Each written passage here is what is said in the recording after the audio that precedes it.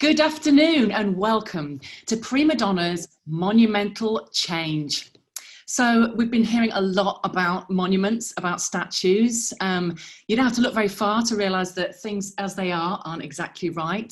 A close reading will tell you that there are around over 800 registered statues in the UK. Roughly 10% of these are women. But if you discount the mythological and the royal ones, you're left with only 27 female figures.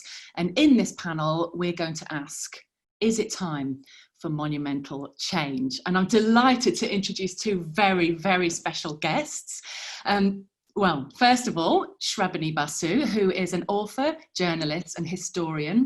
Her books include Victoria Abdul, which was, of course, made into an Oscar-nominated film, directed by Stephen Frears, starring Judi Dench. I have to say, the red carpet suits you very well, Shrabani. Her book, Spy Princess, The Life of Noor Inayat Khan, is about the trailblazing British spy who was killed in action in World War II. More on her later. And Srabani set up the Noor Inayat Khan Memorial Trust to help to preserve and spread Noor's story. And the memorial was unveiled in London's Gordon Square in November 2012. And then we have Dame Elizabeth Anionwu, a little curtsy. Oh. And I'm so happy that you're with us. It's hard to do a brief intro of you, but I'll try. Dame Elizabeth is Emeritus Professor of Nursing at the University of West London, where she established the Mary Seacole Centre for Nursing Practice before helping to launch the Mary Seacole Memorial Statue Appeal. You can read her memoir, Mixed Blessings from a Cambridge Union. You may have heard her star turn on Desert Island Discs, but Elizabeth, please don't go to a desert island because we really need you here. The statue of Mary Seacole was unveiled in the grounds of London's St Thomas Hospital in June 2016. And I'm B. Rowlatt, writer and journalist, and I've been working for the last 10 years in the Mary on the Green campaign, which is a campaign for a memorial of Mary Wollstonecraft, the mighty Enlightenment philosopher and the foremother of feminism. So it's safe to say that we're sort of veterans of the statue scene. We've been at it between us for a lot of years. And it is. You know, and I'm feeling it, you know, and it's kind of gratifying that suddenly everyone's talking about it. I'd like to ask us to take turns to describe the campaigns. Elizabeth, would you like to go first? Yes, certainly. Thank you very much. And it's a huge pleasure to be involved in this. So in 2003, Lord Clive Soley set up the Mary Seacole Memorial Statue Appeal. He'd been approached by 4 Caribbean women who were, he was then an MP, and they were his constituents. And they asked him to come with them to help tidy up Mary Seacole's grave in St Mary's Catholic Cemetery in Kensal Green. And whilst they were doing that, they said to him, "Don't you think she deserves a statue? What could you do to support us in this?" And he said, well, when he steps down as an MP, he'll have a bit more time and he would do something about it then. And he kept his word. So he was elevated to the House of Lords, and he approached about 11 of us to become trustees. He knew me because I was then, it was before my retirement, and I had named my small research centre after Mary Seacole. The reason I'd done that was that this is the late 90s, and still very few student nurses and nurse lecturers had heard about Mary Seacole.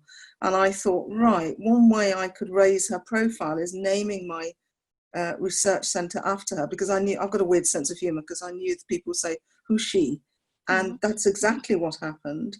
And I didn't envisage that I would get more and more involved with others in raising the profile of Mary Seacole. But in fact, Lord Soley approached me then when he'd set up the charity, and I was delighted to agree, and I became the vice chair. And it took us nearly 13 years. All right, deep breathing. Did you have any idea at the outset it would take that long? No. Well, I say no. I was aware that there was still not the huge profile of Mary Seacole that did happen.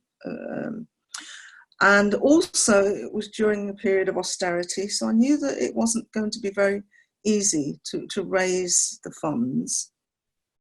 So I thought it would take time, but not 12 and a half years, no. And all the other issues that come along with it. It wasn't just the fundraising. Fundraising was the key element, but it was raising her profile. And I'm sure we'll discuss. There are always opponents to any memorial. Always pushback. Particularly if it's a woman, particularly if it's black. So I'm very happy to discuss some of that, because that was the angle that really caused me emotional stress during that period. I hadn't reckoned with that. And I have to be honest, it was a huge sigh of relief when that material came down from Mary's statue during the unveiling. It was like, it's done. We've done it. That's so inspiring to me, and I have to say both of you have really helped me along and my campaign along the way. You know, you've really been sisterly and shared advice, and you know, been somewhere to vent, because like you say, you know, obstacles come that you just don't anticipate. Shrabani, tell us how long your campaign took and what it was like. Well, mine is a strange story because I wrote the book. I started as an author. I wrote her biography.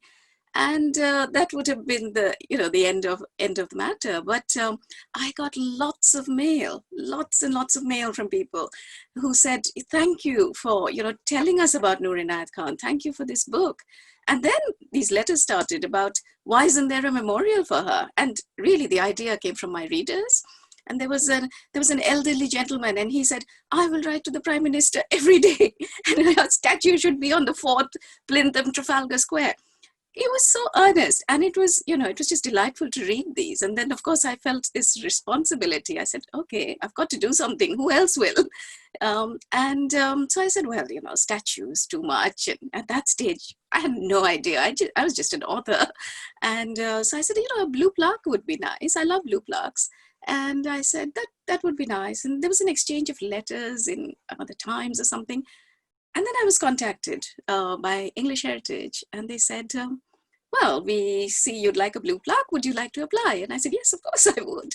So I did all that, filled it in. 6 months later, I'm told that no, she's not getting a blue plaque, even though I was invited to apply. Why? I said, why? Exactly. I think I was sitting at the same desk in my study, and I picked up this phone, and I was so incredulous. I said, why? And you invited me. And they said, well, because we have to be very meticulous about the houses. The house she lived in was the house she was training in when she was a secret agent. So for those on this, our audiences here who don't know who Noor Inayat Khan is, sorry, she was a World War II heroine who was a secret agent in the Second World War, an SOE agent, the first woman radio operator, infiltrated into occupied France, and did brilliant work, but was killed. She was shot in Dachau, and she went down screaming "Liberté." So and she was awarded the George Cross. So there is this story of this heroine. And anyway, so they said, yes, this is the house she lived in, 4 Abington Street. I gave them all the documents. And they said, but it was her mother's house. I said, all Indian women live with their mothers. So they said, well, now everybody lives with their mothers because they can't move out. But, at that time they said, yes, but so I said, look, she didn't really live there all the time. She was in and out. I said, yes, she was training. She wasn't exactly knitting socks. She was training to be a secret agent, but this was her base. Anyway, it didn't progress. So that was that. And this is 2006 when my book was published, and it just came crashing down. I couldn't believe it. And, as they say, hell hath no fury as a woman scorned. And that was me that day. And I said, I can't allow this. I've got to do something. I'm going to go and we're going to build a statue and just put it outside Abington Street in Gordon Square. And, all these thoughts just went in my head like, 90 miles an hour. And I said, we've got to do this. We're going to have a statue and we'll have it outside that house. And we can't have it if we can't have a blue plaque. And I literally finished my book, the book I was working on, Victoria Abdul, as it were, and started this campaign. And I gathered around my friends. I campaigned with politicians. I've probably lost a lot of friends, and lots of people just got advice from a lot of people, pestered everybody, and set up a committee. And we started campaigning. Got a signature campaign to start with, just got lots of prominent Asian women, got them all to sign. And we said, we need memorial. So that, because that land belonged to the University of London, we got the permission, but my goodness, that was early celebration was just the first step. And so how long did it take in all from that moment actually, of rage that kicked after you that, off? 2 years, we got it done. We started this in 2010, but it consumed 2 years of my life. I could not write. My book was put aside. I could not, so it was just my journalism that kept me going. And this, I got all the gray hairs I could get. But we did it. We raised the money. We got the permission, skin of our teeth. Even 2 weeks before the unveiling, there was an objection from some council member. And I said, the invites have gone out. Princess Anne is coming. The sniffer dogs have come. You know? And I said, what are we going to do? I said, I'm not going to cancel. They said, you have to wait. But anyway, we sat at a council meeting and it was passed. Oh, I'm going to come to push back soon, but I realise we've been remiss. Elizabeth, would you just tell us about Mary Seacole for those who don't know her legacy? Yes, I thought I'm going to give you a quote, a very brief quote from Sir William Howard Russell, who was the very eminent war correspondent during the Crimean War for the Times newspaper, and we've heard about the Times. So the influence of the media, I think, is interesting. And he wrote this in 1857, at the time that Mary Seacole had published her own autobiography, The Wonderful World of Mrs. Seacole in Many Lands. And he writes, I trust that England will not forget one who nursed her sick, who sought out her wounded, to aid and succour them, and who performed the last offices for some of her illustrious dead. And those words are inscribed on the ground of the Mary Seacole Memorial statue at St Thomas's Hospital.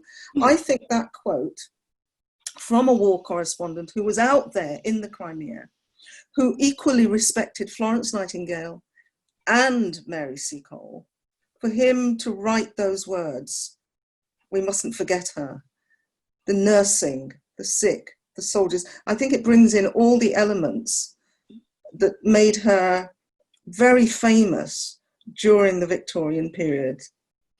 She was actually born in Jamaica, mixed race, Jamaican Creole. Father was Scottish, a military man. There's quite a lot of information that we would like to know about her that we don't know.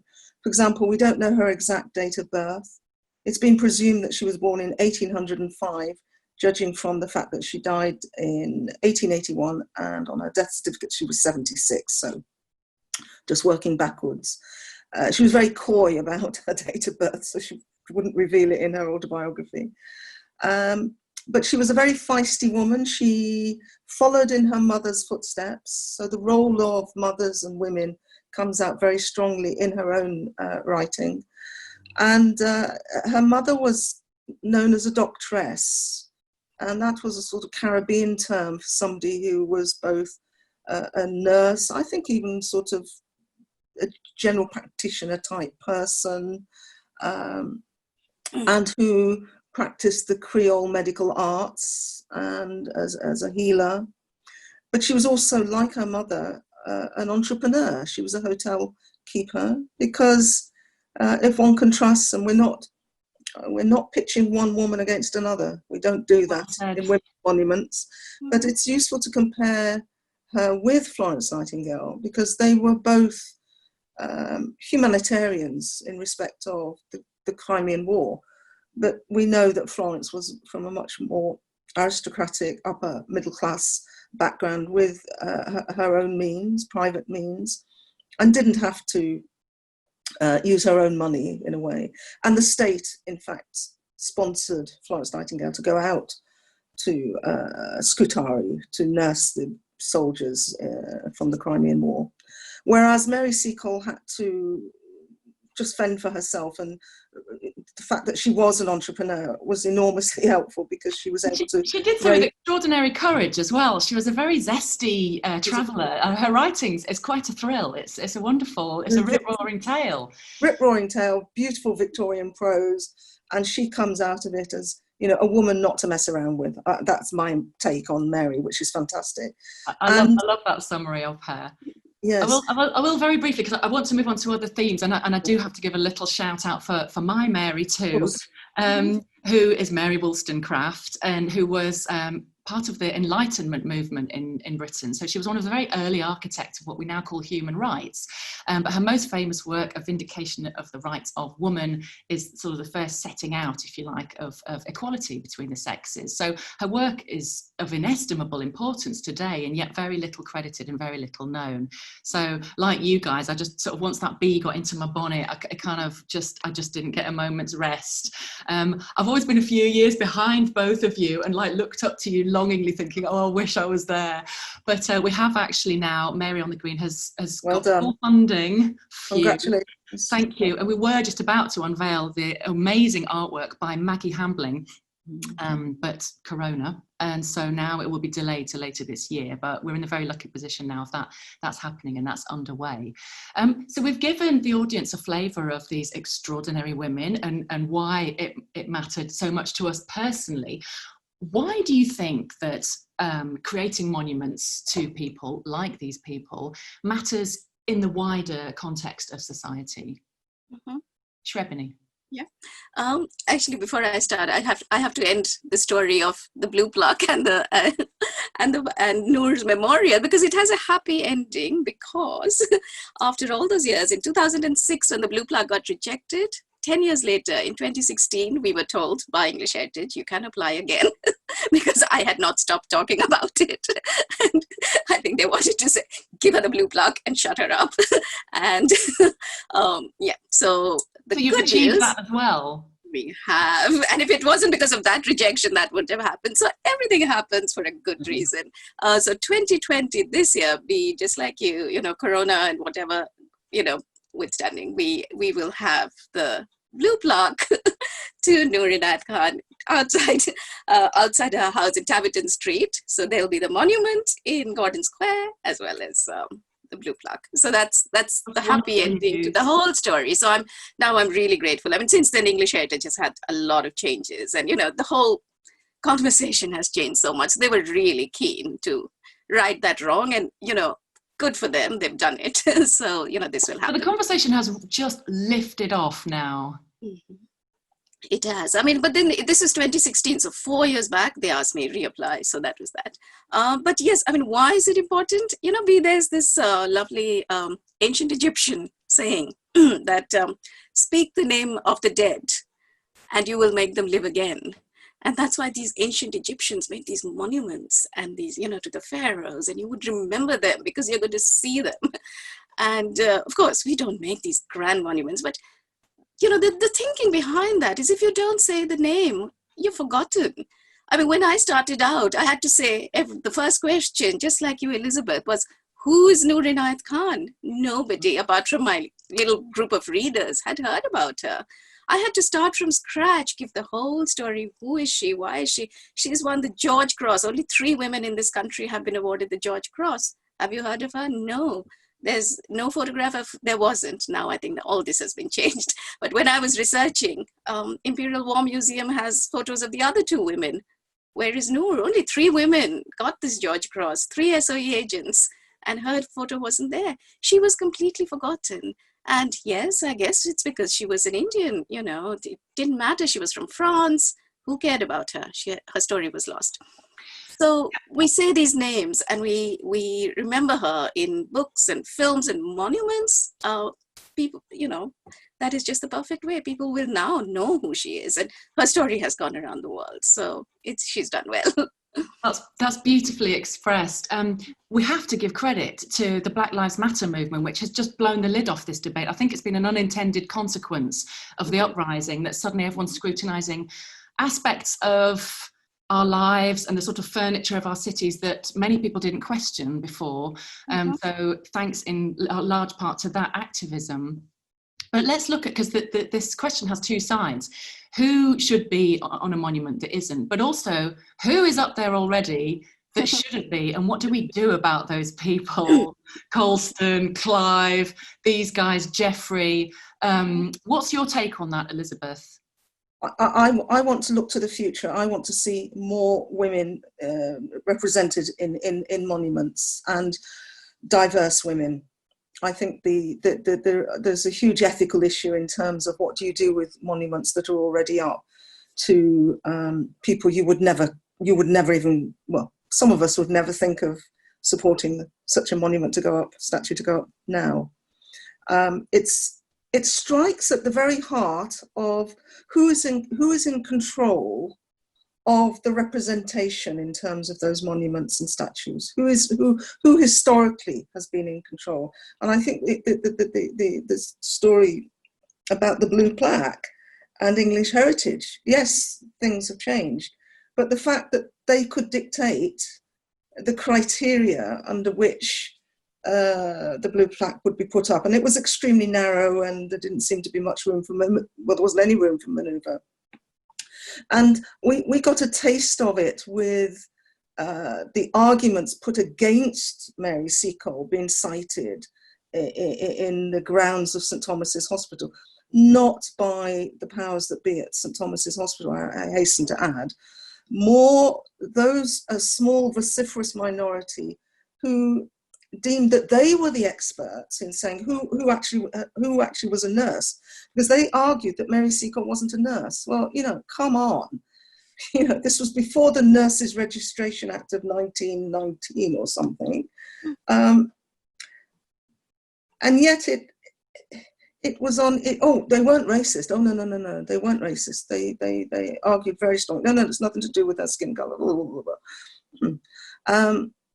Rather, she wasn't a nurse, but she was a nurse. And, who are they to tell us that the soldiers who were nursed by Mary Seacole on the front line, supported at her hotel, it wasn't an overnight hotel, but a British hotel, and the likes of the journalists from the Times, Sir William Howard, Russ.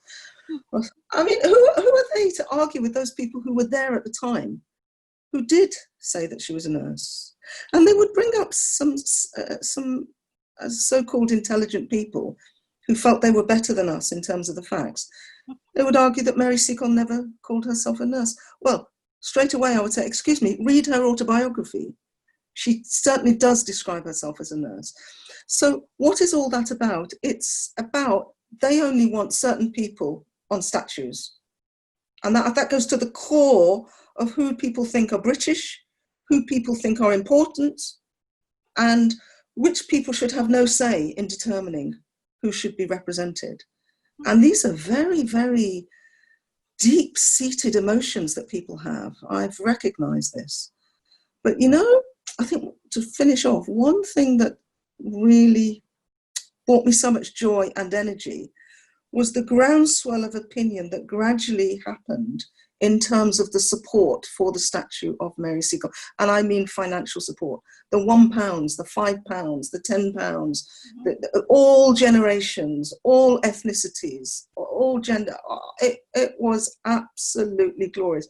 And it kept some of us going through the odd sleepless night that we did have during the campaign. So we need representation of our people. I'm talking about our people in the broadest context of who considers themselves part of this society.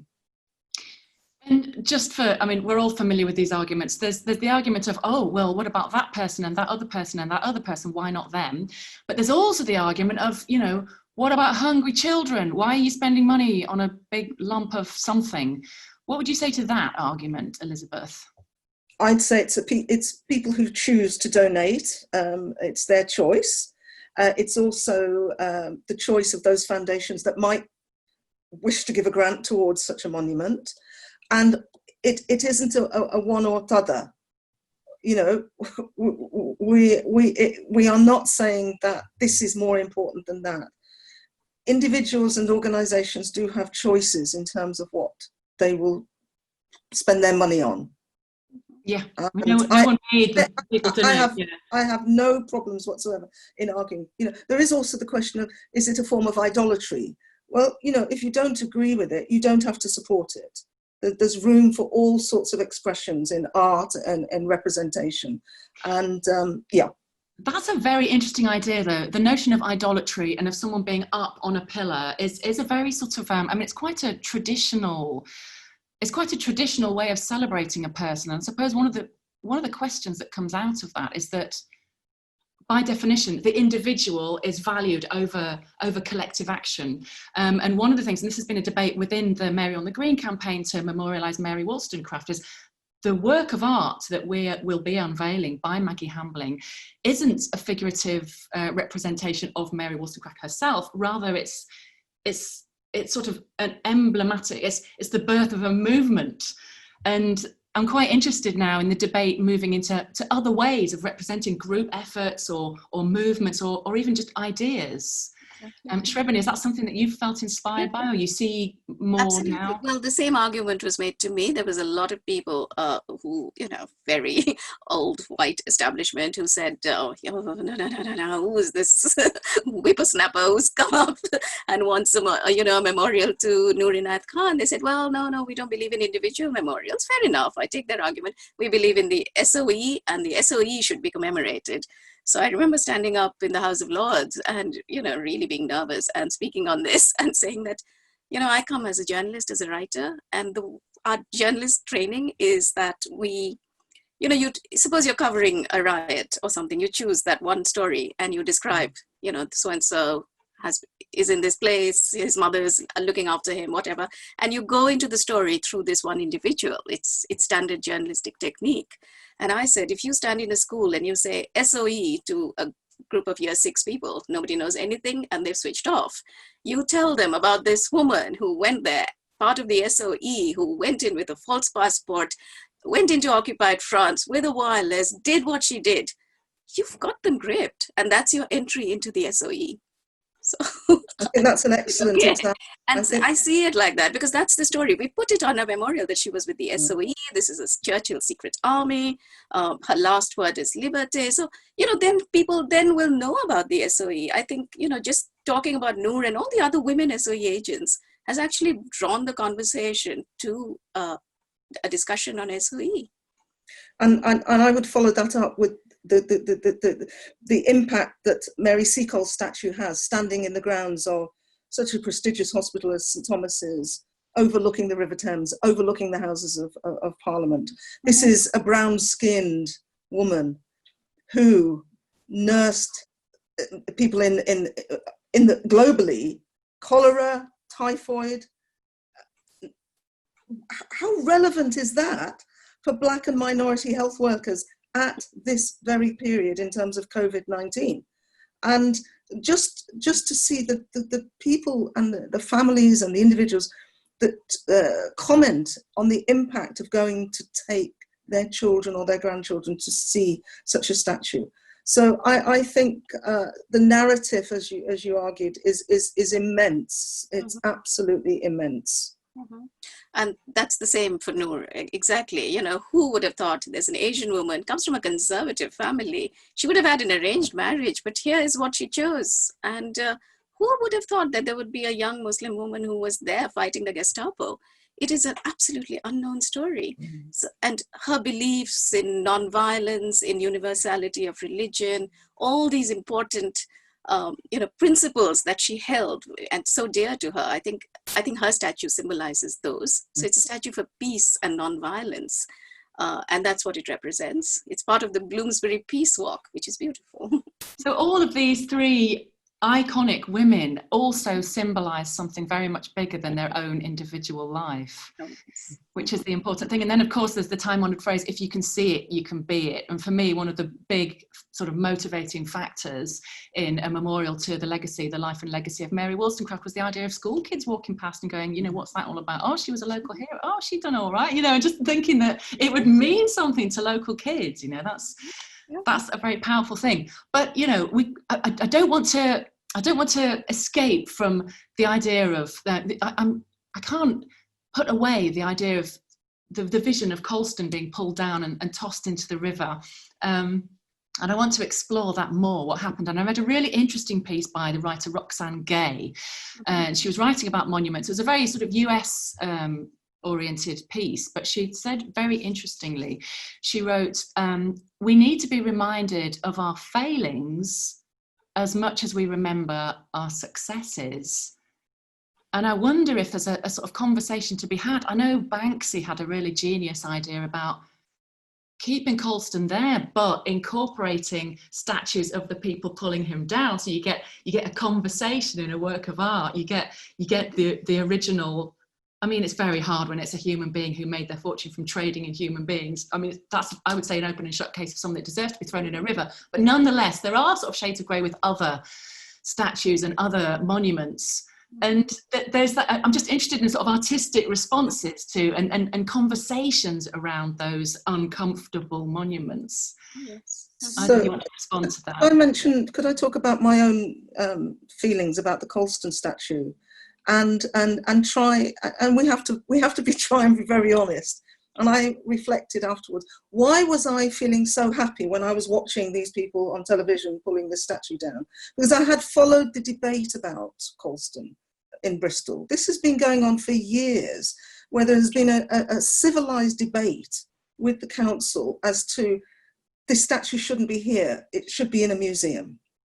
So what it showed me was, it the times of revolution, in a way, the frustration and the anger, and others joining in. Maybe some of them didn't know who the heck Colston was and they were just joining in. I have no idea.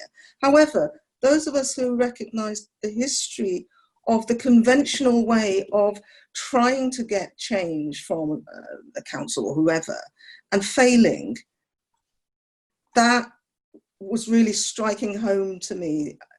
And and yet I don't like destruction. I don't like war. I don't like fights. I don't like injustice, etc. So there was a slight horror as well. It reminded me of the French Revolution in a way, the people really taking over and pulling this statue down. And yet, so there was that anxiety, but I'm being honest, it was total joy in my heart that the people had actually served notice on the council, whoever it was that had been delaying action on what the people wanted. Now, I've been honest, okay? Thank you for your honesty. I also felt, as a kind of grown-up person, I should think, well, I don't approve of things being ripped down, but I just wanted to do a dance when I saw it happening. It was so exciting. So yeah, there's sort of multiple responses. Shrabani, what was your reaction? Well, there's two ways of looking at this. So I put them in slight categories, slave owners. Okay, I think we can take them and put them in the, in the recycle bin. That's easily done. The more difficult issue is with politicians, because immediately after that, it was Churchill and the debate on Churchill and others as well. So I think they are more nuanced, and what you do with Churchill. For one, I don't agree. I mean, I'm not a fan of Churchill in the least, but I don't think he should be pulled down from Parliament because he is their, wartime leader and their Prime Minister.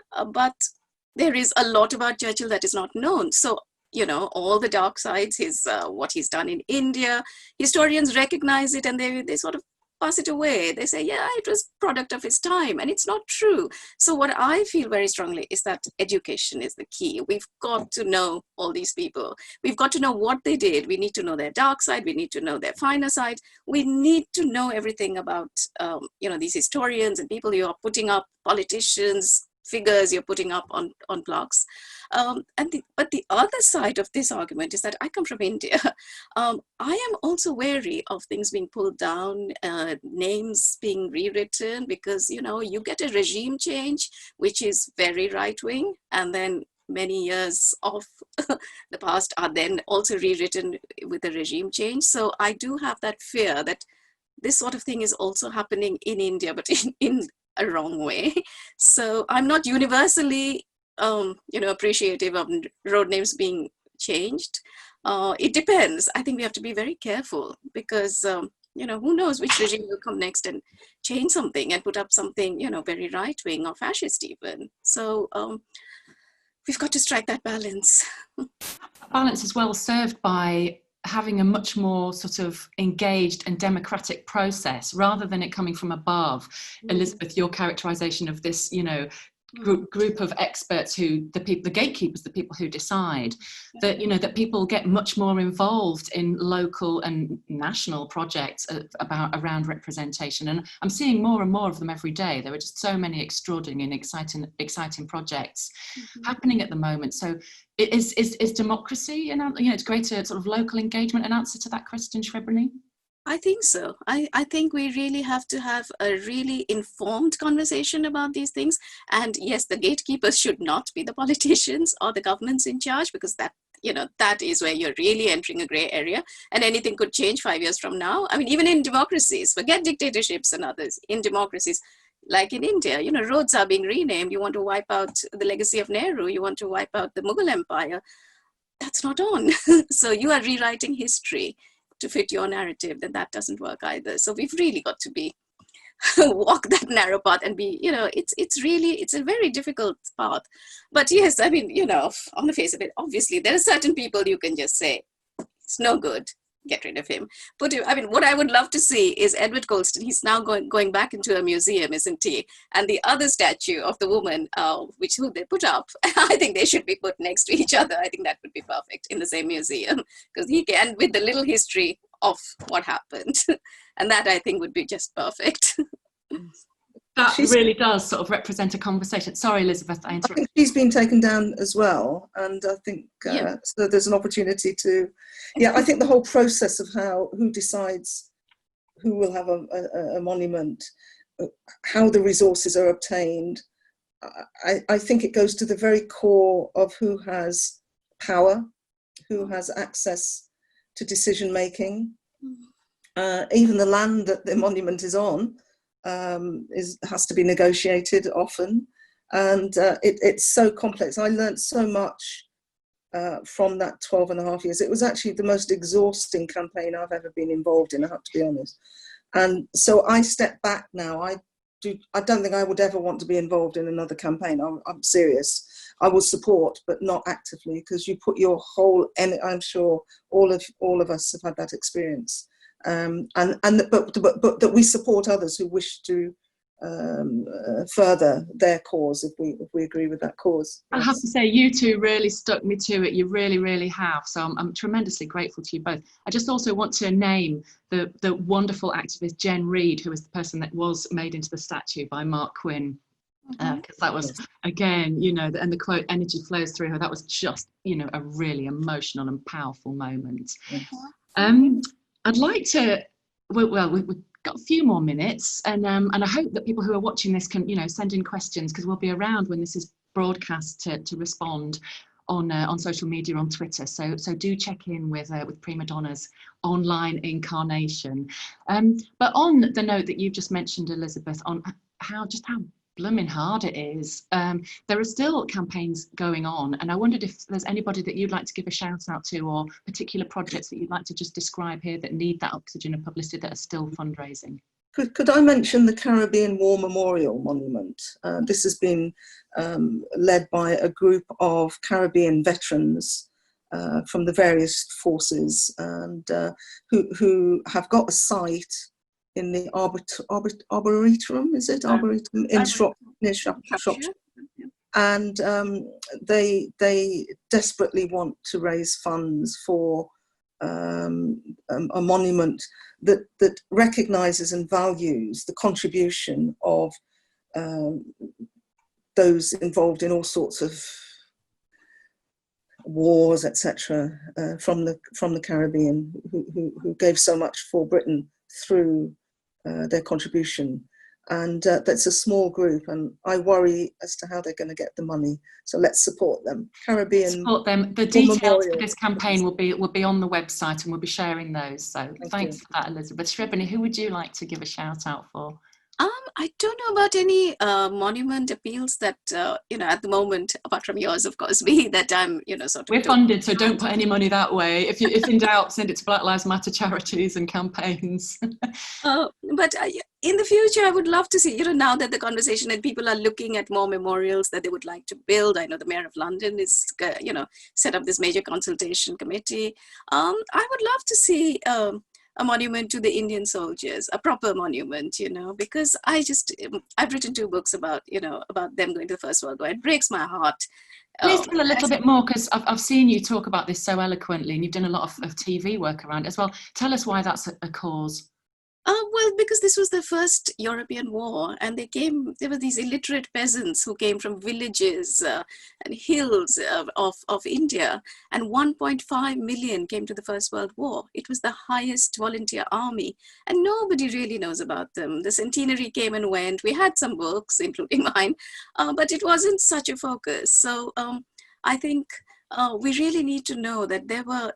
When I grew up, and I grew up in India, studied history, I had no idea that there were, men in turbans fighting in the trenches. We knew about the war poets, we knew about, Flanders, we knew about the Battle of the Somme. No idea that there were Indians fighting in the Battle of the Somme.